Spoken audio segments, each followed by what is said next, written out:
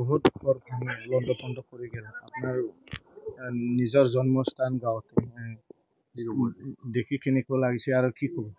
খুব দুখৰ বিষয় একেদিন বুলি নহয় আজি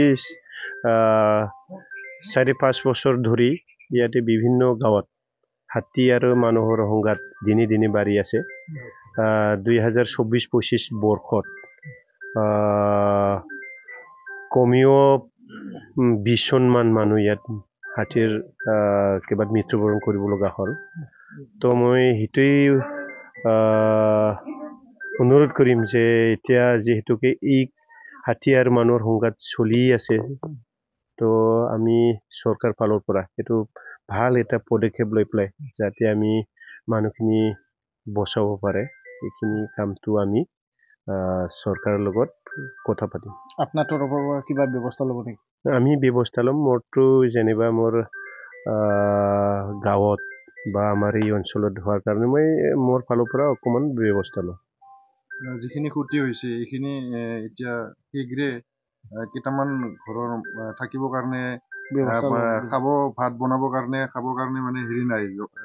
কোনো ব্যৱস্থা নাই কি ব্যৱস্থা মই আজি গৈ পেলাই ডিপাৰ্টমেন্টৰ লগত কথা পাতিম আমাৰ ফৰেষ্ট তেখেতসকলৰ লগতো কথা পাতিম ৰাইজৰ লগত বহিছো মই আৰু ইয়াত খুব বহুত ক্ষয়ক্ষতি হৈছে তামোল বাগান বহু মানুহৰ ভাঙি চিঙি চুৰমাৰ হৈ গৈছে মোৰ ঘৰৰ তামোলো 3 বিঘা মানে শেষ কৰি পেলালে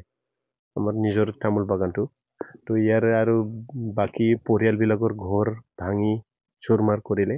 ইয়াৰ কাৰণে আমি ডিপাৰ্টমেন্টত জনাম আৰু কথা পাতিম। ফেন্সিংৰ কিবা ব্যৱস্থা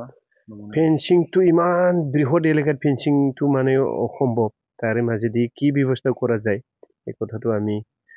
পাতিম। ৰাইজে বহুত চিন্তা কৰি আছে যে ফেন্সিং নহলে আমি যে থাকিব নোৱাৰিম এনেকুৱা কথা কৈ আছে এই কথাটোকে কথা পাতিম মই এতিয়া ডিপাৰ্টমেন্টত জনাম মই কথা পাতিম আজি ইয়াৰ পৰা গৈ পেলাই মই আমাৰ ফৰেষ্টত জনাম